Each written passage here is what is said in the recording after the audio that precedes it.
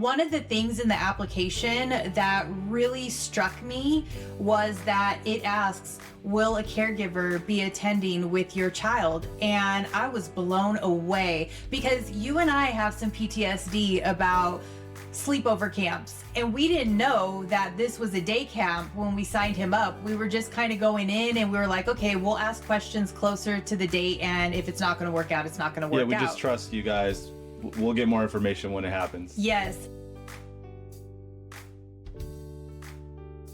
Welcome back to episode 2 of the What Am I Thankful For podcast. Hi, everyone. We're Joe and Des, and we're excited to be coming to you live for another episode. So let's bring everyone up to speed on what's been going on. Yeah, we're really trying to ramp up our social media game so that y'all see what we're actually doing and what we're up to, and some of the really cool things that Maddux has been able to participate in, like the Angel City Sports Junior Adaptive Sports Camp. And it's held every year in San Diego for the last 10 plus years. I think Angel City just took it over maybe a couple of years ago, but this was Maddux's first time going to this summer camp. And man, what a jam-packed program they have for these kids. Yeah, awesome camp. Good job, everyone involved. I just feel like they had it so well programmed out, and there was always something for the kids to look forward to. So let's tell people how we got to know about Angel City. I think it goes back to when Maddux first attended the Painted Turtle Camp. And I remember after I did kind of a recap and I posted it on socials, and I also posted about that on LinkedIn. And the director of development at the time, her name is Alexis, she reached out or commented on my post because I tagged Painted Turtle. And we've just remained connected ever since. Shortly after that, we ran into Alexis and the team at the Abilities Expo, where they also always have a booth set up there. And she invited us to our first Angel City Games, which was, I want to say, the following weekend. And we were like, yeah, we'd love to attend. And I think that's how this all got started. I remember that first camp weekend. It was kind of overwhelming, like all the events that were happening at the same time. How do we get Maddux to kind of be exposed to wheelchair basketball and try archery and try all the golf, all the different things that they were offering? Are we going to overwhelm him? Is he going to get tired? But he kind of took to it right away. Yeah, I think what we didn't realize was that there is really a competitive component to these games. And so while they do have clinics and they have workshops, there's a day dedicated to competitive sports. Yeah, and I knew it was called the game, so I was like a little apprehensive at first, like, okay, he's not ready to compete in anything, so right. Why are we throwing him into this event? But it's like, let's just go and meet everyone and see, if he could be introduced to some new sports. And literally every time we go to another Angel City event, he gets to try something new, or he gains a skill in a sport that he didn't have before. The games was the first time he tried wheelchair basketball and actually sat in a basketball wheelchair. Like, what I was so amazed by was that this was 3 years ago. We placed Maddux in a chair that fit him perfectly, and he picked up on it like that. Mm-hmm. Like, I was super impressed at how he just knew how to maneuver it. They say like riding a bike. It's like if you're a wheelchair user, you already understand the mechanics of something like that. Yep, that's exactly what it was. What I truly love about Angel City Sports is that it's an organization unlike any other that we've been a part of or that Maddux has been a part of. And what I mean by that, like, these people running the show are special. There's just something magnetic about these people. And the best way I could describe it is they're angels on earth. Every single one of those volunteers, staff members, medical team, you name it, they are truly there to give and support and make these opportunities for these kids who may not have other outlets to do so. And truly grateful for these people. Yeah, it's a very welcoming environment. I mean, it is a nonprofit, so you have a lot of people doing a lot of different jobs. The people that are there to plan the event or develop funding for the event are the same people that are out setting things up or getting dirty or jumping in the water to help a kid out. So it's really cool to see everyone, all hands on deck. Yep. Professionally, I've worked with many organizations and foundations that kind of do what Angel City Sports does in their own regard. No one compares to this group of people. They just go out there with a selfless heart, and they're there to serve, and they truly want to create these experiences for these kids, for these veterans, because they work a lot with veterans too. And it's truly something that I've never witnessed before. Yeah, and it's felt by the participants. I mean, we talked to some families that were like, we feel so welcome here. Yeah. And we feel safe to be ourselves. We don't have to apologize because we can't go into a certain place, or it takes us longer to get in a kayak or do some of the other things right. that people can do.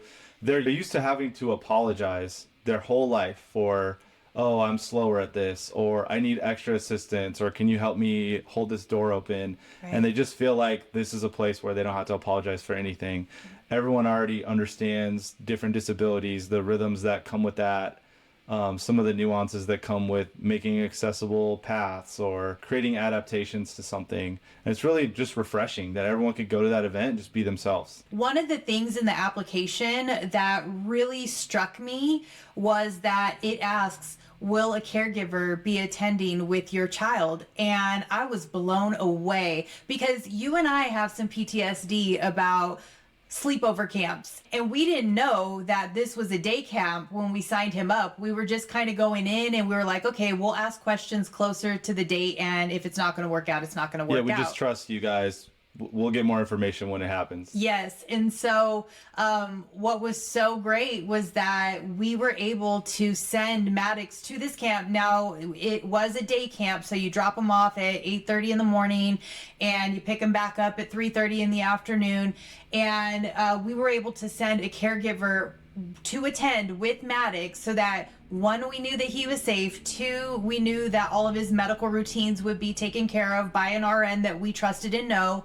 And three, he loves having somebody with him. And this person, shout out to Yoli, she did all the heavy lifting that week, and it was just such a great experience. Yeah, the idea of the camp is you can drop your kid off at 9 or 8:30 or whatever, and pick them up at 4, as late as 4. Yeah, which is great if you could do that. You're right. And there are a lot of kids there that are totally capable of doing that. Mm-hmm. And maybe Maddux will be one day. Yeah, that's the goal. With the amount of medical and paramedical needs and some of his medicines that he needs to take. Yeah. We don't feel comfortable at this when he's 11 years old now. We don't really feel comfortable with that. And it kind of proved itself out over the course of the 5 days. Like, Yoli was very integral in maneuvering him through these different events and getting him into certain positions. Right. He needed his own person. Yeah. So we're so thankful that Yoli said yes long ago when we signed up, and that she was able to come and be his person, because also he likes being away from us. Like, he likes doing things independently. Like, I've already seen in the days since he's been back from that camp, more independence, more confidence, him pushing himself in his wheelchair in positions that he wasn't comfortable with before. I mean, this is still, he's 6 months away from spinal surgery, which we'll talk about in a minute. The confidence that he gets from being with his peers, from being with people that look like him in many different ways, not just physical disabilities, but there's little people there. There's kids with different spina bifida devices. There's other spina bifida kids there. Like, it's just so cool for him to be around peers that are truly like him and surrounded by them, and can understand what this life entails day to day, and the experiences that maybe they don't get to experience on a regular basis with their peers, because they're in a wheelchair or because they use a walker or whatever the case may be. And we don't know on a daily basis how aware he is of his differences. Like, sometimes it's pretty clear that he looks at someone running and says, oh, that's, maybe that's something that I can't do, or, it's different. But I don't fully have a grasp of how aware he is, except for when he gets in situations like that. I can tell he knows he's around, like, all of his people. Yeah. The people that look and move like him in a lot of ways. What's so amazing about Angel City Sports is that they do have a medical team there that can assist other kids that have the different type of abilities that maybe Maddux has, or other abilities, and they're on hand to help and assist with administering medication, like you mentioned, doing catheterizations, doing transfers. And so that is what makes this organization super special in my mind is that you have this well-rounded group of people ready to assist these campers so that they could truly have an experience of a lifetime. Yeah, it gives us hope that one day he could attend that camp. Yeah, just because on his own. Maddux had a caregiver with him this time doesn't mean that down the road that he won't need that level of support. Yeah, but speaking of angels on earth, we're so lucky to have our caregiving team, and Yoli really helped him out and made it possible to. He could have never attended this camp without her. Right, yeah. Truly. Or we would have had to be the caregiver of the day, and we would have had to take turns, or both of us. I mean, we've done this. We've done it at the games. We've done it at other things. Right. But it's really important for him to get away from us every once in a while, and he seems to really relish that. There's not a separation anxiety necessarily. It's almost the opposite. Sometimes I'm kind of sad how willing he is to not hang out with us. Right. But it's good. In the end, it's good because it creates independence. So he got to play some new sports. I know we always talk about like pickleball has quickly become one of his favorite sports, but he got to play a ton of new sports. He got to try archery for the first time. Yeah. He got to hit the target and Nailed everyone it. kind of react and cheered for him. Yeah.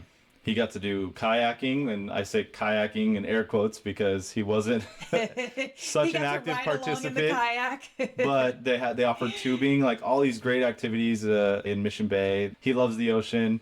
He'll take any opportunity to get in water, whether it's a pool or the beach. So he had a blast, absolute blast. There was 4 sports per day, and it was 5 days. So there was 20 different activities that he got to partake in. Yep, and he was cooked at the end of the day. Every day by like 7:30, he was in bed, knocked out. So we should say this camp is like completely free to attend. Yeah. They don't charge families anything. Yep. It was huge. It was like 100 kids there. Yeah.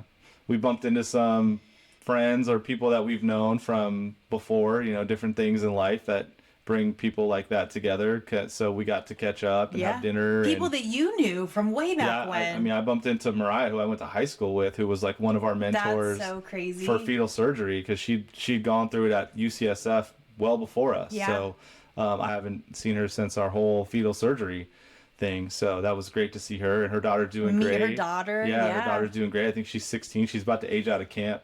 Yep. She said she's been going to that camp for many, many years. And it was really cool to meet some of our social media friends that we only knew on social media, but we got to finally meet them in real life. And what's super cool is that we either started following each other like many, many years ago, because a handful of these kids are around the same age as Maddux, if not the same age as Maddux. And we finally got to meet in person, meet their parents, and, get to discuss this life and everything cool. It's so cool because I always wonder, like, how much do they know about Maddux? Like, or how well do we paint the picture of Maddux's life? Like, when you meet him in person, is it way different than, you would expect by seeing what we post just online, basically? That's the only way you know us at this point. Right. Are we different than you might expect? Like, I always wonder that. Yeah, that's always kind of fun when you finally meet somebody in person. I think we should tell people, like, the impact of what a 5-6 day trip looks like. Especially in this case, we're not flying anywhere, so it's kind of like a gift and a curse. We don't have to be super efficient. We have to be able to fit it in the car, but it's not like we have to get on a plane and make sure we hit those logistics. Yeah. So just like you're the planner in the family, like you're the one who puts together the checklist and does all those things. Thank God, because that would be a terrible role for me.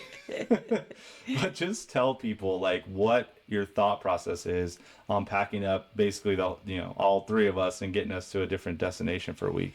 Yeah, I think you're giving me a little bit too much credit on the organization piece here, but I mentally start prepping, I'd say easily a month early, maybe even a little bit more if we have that kind of time. But I start putting together a mental checklist in my head, and then I kind of that's kind of where the war zone atmosphere begins, because then I start pulling things, and it's like, okay, I don't want to forget this. Okay, this is something that we absolutely cannot live without when we go. So I start pulling those things as I can. By war zone, you mean like the house starts looking like a war zone, like a bomb went off, because there's so many things where you're like, if I don't put this in a place where I can see it, it's getting forgotten. For sure. Yeah. Every time I slowly start compiling piles around the house, and then I'd say like 2 weeks leading up to the day that we're gonna leave, I start then making an actual checklist and going down. I do have a template that I use, and I say that very loosely. You have a couple templates. I mean, you have Yes. like a 2-day trip. You have a hospital template. You got Disneyland. Disney beach. overnight. Camping. Yeah, camping is a whole different template. But yeah, you have a couple templates going. Okay, so I have a file folder full of templates, and that's when, like, about a week out, I start going down the template and start adding things, removing things, just kind of editing it as fit for whatever we're doing. And that really helps keep me in line and keep us on track, because, like you said, it's not only packing for Maddux, which is probably the biggest piece, Sure. but it's packing for all of us and making sure that we have everything we need to sustain us for a 7-day trip or what have you. Well, and when we say packing for Maddux, we mean like, he comes with a lot of different adaptations, Yeah. and we need a seat for him to do his toileting Equipment. routine. There's certain things that like are irreplaceable. Like we can't just go to another city and buy these things. So like we Right. have to pack them. It's not a question. It's the only thing is like, if you forget them, you're going back to get them, because Right. it's not an option. Even Yeah. if you flew somewhere, Yeah. you can't buy I this. can't at that run city. down to Target and pick that thing up. And knock on wood, we have not had a trip yet where we forgot something so crucial that we're going on a Facebook group and saying, hey guys, does anybody have X number of this or that we could borrow? I promise you we'll replenish it when we get back, or whatever. We haven't had to do that yet. Yeah, the biggest thing I can remember, it wasn't a trip, is when we went to the Kings game and I forgot to put man. the stroller. It was the wheelchair, because Oh, he had a wheelchair at that point? he had only had it for maybe a month. I forgot to put the wheelchair in the car. So we get to this Kings game. I think it was a playoff game or opening night. It was like Yeah. one of the big occasions.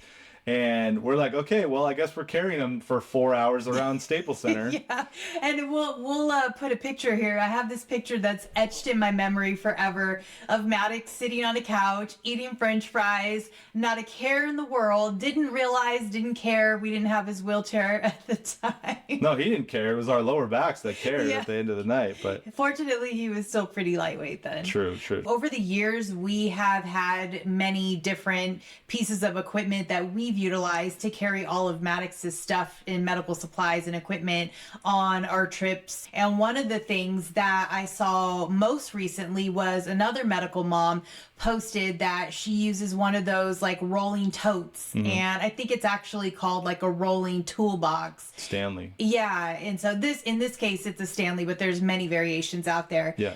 And so I was like, that's brilliant. So, of course, we ordered one, got one. We stole their idea immediately. Immediately. I was like, why didn't we think of this sooner? Yeah. And so we utilized that for this week-long trip in San Diego.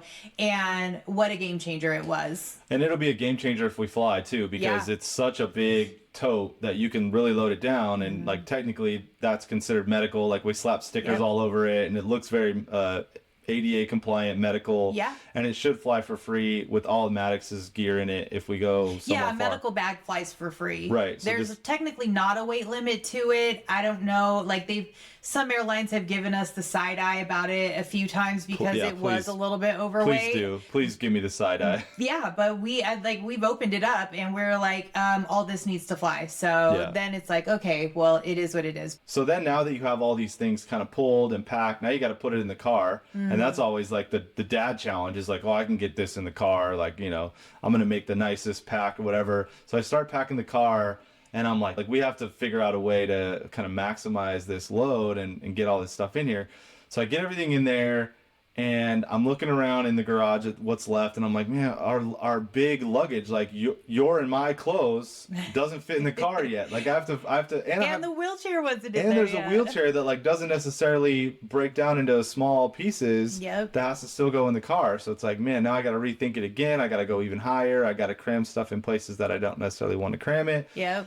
Finally get there, and the back gate like barely shuts. I mean, this was the sketchiest we've ever had to like And we slam have that thing shut. it's like a mid-size SUV. It's not a huge car. I mean, but it's a 7-seat vehicle. Like Right. you would think that you could drop a row of seats and you would think you could fit almost anything in there. But when we're talking about a 70-pound crate and a wheelchair and all these other items, got pretty gnarly. So lucky that we got everything in and we didn't have to leave anything behind. Yep, and we didn't miss anything. So last season we ended, Maddux was having his 14th brain surgery. And then we just kind of cold stopped for Ghosted. For like 4 years. I don't know, whatever. Do the math. Almost exactly 4 years. Yeah. So since then, let's see if I could remember. I have perimenopause brain here. So in a nutshell, Maddux had that brain surgery plus 3 others. Mm-hmm. He had a broken femur, and due to the impact of that, which we still aren't 100% sure how that happened. We're not sure if it was like a spiral fracture or if it was a fall that created it. We're not 100% sure. Right. And I know that sounds crazy, but yeah, that's having a kid with spina bifida. Spina bifida and not having feeling of your legs. It's not uncommon. What I will say is it's not uncommon in our kiddos. But and due to that impact of that fall, twist, crash, whatever happened, he also got a blood clot. So we were watching that very closely for a good part of 3 months or so. For years, we have been monitoring Maddux's spine. He has kyphosis and scoliosis. That's also not uncommon in spina bifida and dwarfism. Yeah, it kind of hits both diagnoses. So we've been watching that since Maddux was born. He has followed orthopedic since he was in fetal surgery. Yeah, I mean, and we've been watching the kyphosis curve go up and up and up in percentage. You know, it started in like the 40s when we first got that diagnosis of he has kyphosis. Like, it's only a matter of time. How old was he then? Probably like 6, I want to say. He's 5 young. or 6. Yeah, but it was like, well, this is something we're going to watch, and it's ultimately most likely not going to resolve, or it's going to dramatically increase and bring forward the surgery date, or it could stay stable for many, many years, and we get to a point where like the growth plates have closed, and then eventually we have to fuse the spine to get it straight again. Yeah, and it felt like we watched it for many, many years, because I just felt like, okay, ortho's an annual appointment. Yep, we're going to get a new number this year. It's going to be somewhere between 40 and wherever the last number was. And he's going to get his new prescriptions for AFOs, for his TLSO, back brace. So it's kind of something that was just more of a routine until the last 2 years, I would say. Well, you didn't feel like the kind of fear or anxiety of driving to the appointment going, what if this is the time when it's 75%? And it jumped from 50 to 75 or some crazy number that we're like, oh my God, something changed. And it was bad. For years I didn't feel that way, because there were a couple of years in a row where it was unchanged. Yeah, and the test also is a little like, it's not like the most scientific of tests. Like, they're basically just look at an x-ray in a moment of time and they just draw a line and they're like, oh, it's 65 or whatever today. Yep. Like, we had one where it was like 70 something once and then it went down after that. So I mean, it was like the perfectness of the test was a little bit in question. Yeah. So I don't think I started living in fear about it until about 3 years ago. Yeah. When his curve got into the mid 70s. And then I was like, dang it, we're here we are, and we're watching it. Even Dr. Andros, though, his orthopedic surgeon, she wasn't highly concerned at that point, but she did say, like, okay, we're at a point now that in the next year and a half, 2 years, he's going to need this spinal fusion surgery. I think she wasn't highly concerned because she's one of the best in the world, and she's operated on kids that have like 100+ degree curves, and so she's looking at this like high 70s, like, I could fix that. I could get his hips aligned over his shoulders easily at that point. Yeah. But like maybe a less seasoned surgeon might have been more alarmed. Yeah, I think that might be the reason why I didn't put too much energy into it in prior years, because I knew he was with the best, and I knew that the day was going to come. And when it did, that he was going to be under the care of Dr. Andros and her team and her amazing team. So didn't really put too much stress into it. Now, that said, when it did come, it came pretty quickly. And it was we've done what feels like 1 million brain surgeries so that we know what to expect with that. We didn't know what to expect with this. This was the first time, and hopefully the only time, he will ever have to have a spinal fusion surgery. And so it's a very long surgery. I think he was under for 10 hours. We didn't get to see him for about 12 hours. And so the nerves and the thoughts that creep in when you have to deal with something like that is a whole other ballgame. Well, we should go back because we talked about the first brain surgery that happened in 2021 when we stopped recording.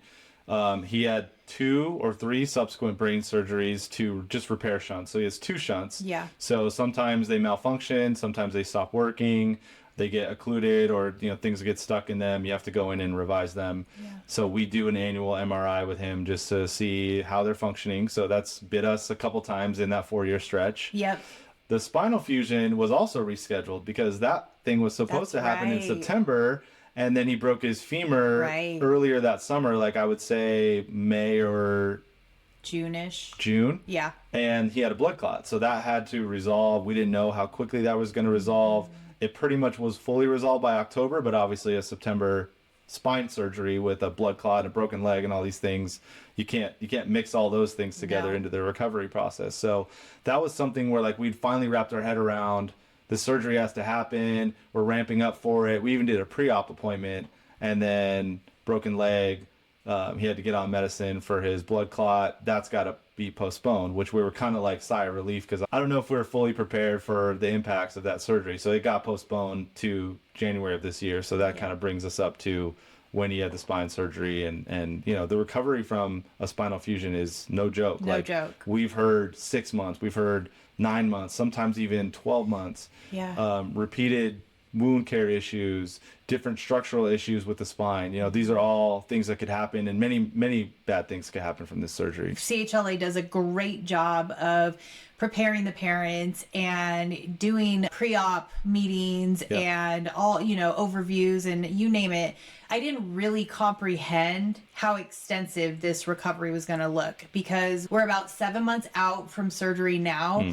And Maddux, I'd say just barely this last month, has started to show his strength again, regaining that strength and mobility and confidence again. And this was like a turn the corner month finally. So at the 7-month mark, we've still got a few more months. He's still got, a long way to go, but I could see it every day that he's more and more determined and more confident that I think recovery will be right at that 1-year mark for Maddux. Yeah, so, we should say, like, very successful surgery. Yeah. He's basically a straight line now. His hips are very much centered over his shoulders. I think he grew 2 to 3 inches. Yep, there was some significant growth vertically, and there's a structure there. Like his spine, like we posted x-rays, it looks like railroad tracks. Like it's a perfectly straight line all the way down to his hips. We had some wound care management things that we had to get through, but that's not the craziest thing that could have happened. So we're thankful for that. Yeah, no, really, really grateful for the entire orthopedic team over at CHLA, Jasmine, the PA, and like I said, Dr. Andros. Couldn't have asked for a better surgeon to perform this extensive surgery on our boy. Yeah, really a milestone surgery for him. I mean, this was the big one of all the surgeries he's had, which is coming up on 20. Yeah. God forbid, we're not there yet. This was a big one. This was a huge surgery. So, and also, like, they kind of, I think they did this on purpose, but they're like, oh yeah, the recovery in the hospital is 2 weeks. So, like, talking about packing, like, we literally packed for about 2 weeks, 10 days, got hotel rooms for 2 weeks, and then he was like out of there in 3 or 4 days. 4 days, I think. And he needed like a blood transfusion too, so that was like an extra day or two. Both myself and my mom, Maddux's grandma, we donated blood for this surgery, and they used all, 2 units? Both of your units, yeah. Yep. Yeah, so I mean, thankful for that too. Yeah. Thankful for family blood that's able to be used, because you guys have comparable blood types. Okay, well, that's an episode. I think we hit everything we wanted to hit. Yeah. What are you thankful for today? Today, in this moment, I'm truly thankful for, once again, those angels on earth, the Angel City Sports crew, to all the amazing volunteers, staff, crew, medical teams who volunteer their time so that a kid like Maddux and his peers can attend a summer camp like this and be confident and make those memories.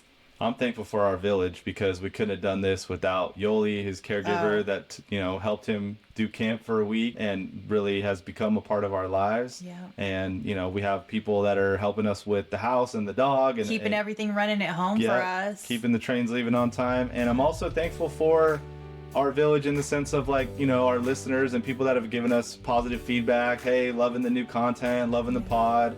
Appreciate all that. All right, well, we'll see you next time. Couldn't do this without all of you, so super grateful for you all.